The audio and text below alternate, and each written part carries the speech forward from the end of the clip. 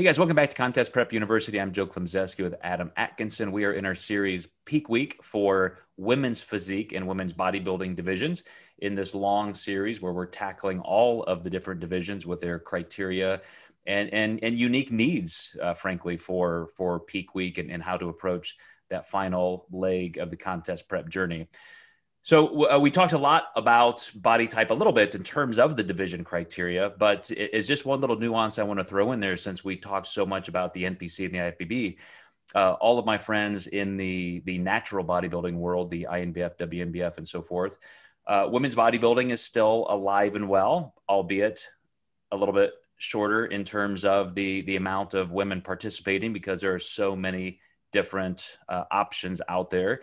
So in the world of drug-free bodybuilding, for women, it's still, I think, very much parallel to the IFBB and the NPC and the fact that bodybuilding is bodybuilding. You need the best of all worlds. You need the greatest conditioning, the most muscle separation, striation, everything you can, as well as the symmetry and the size. So when you throw that extreme division on stage, it's just the biggest and the best is going to win. Speaking of bodybuilding, we already established that women's physique is going to be more of an aesthetic, toned down version. But in terms of overall body type and peaking, Adam, I think we run into some of the things that we've talked about in the past where the ectomorph and the endomorph and everybody in between on that continuum has to approach it a little bit differently.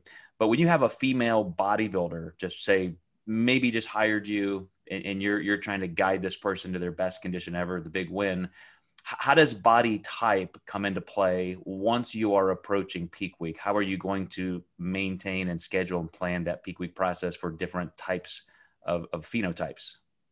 Yeah, this is the most minute division because, like you said, you want the best of both worlds. So we want hard conditioning and we also want fullness. We don't want to sacrifice any fullness at all. So either way you swing that pendulum could be a really dire mistake. So you really need to stay within a close segment of fullness, tightness, and really lock that physique in.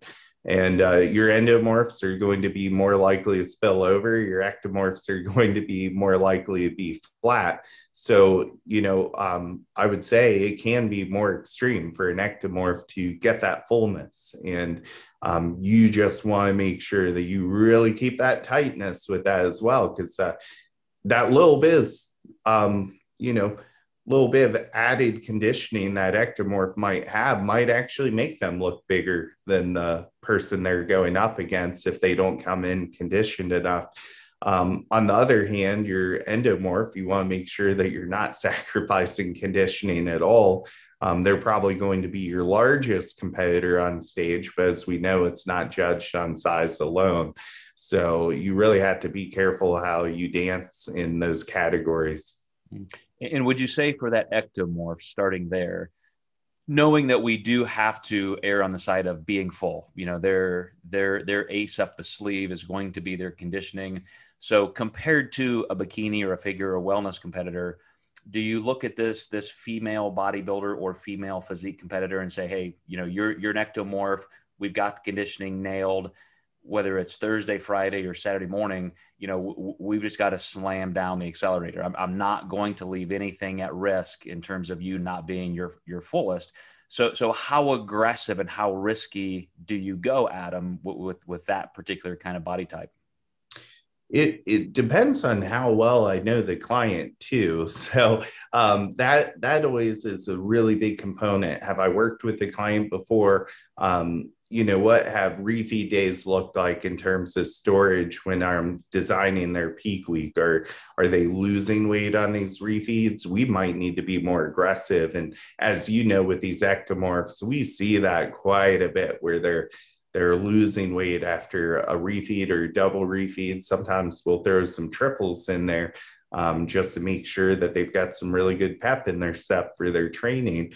So it really does depend on the person versus just saying it's this division, this is how we're going to almost have like a playbook approach to it. Mm-hmm.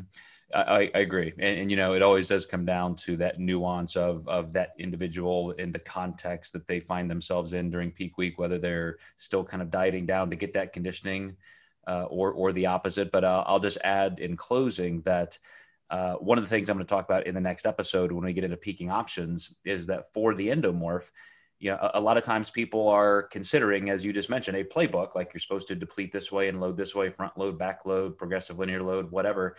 And a lot of people just don't need that. A lot of people need to stay pretty linear and just coast in, so they're not messing around with something that could risk, you know, a poorer outcome. So those are things we're going to talk about next, guys. Stay tuned. We're going to get into episode 3, where we talk about the different peaking options for women's physique and women's bodybuilding.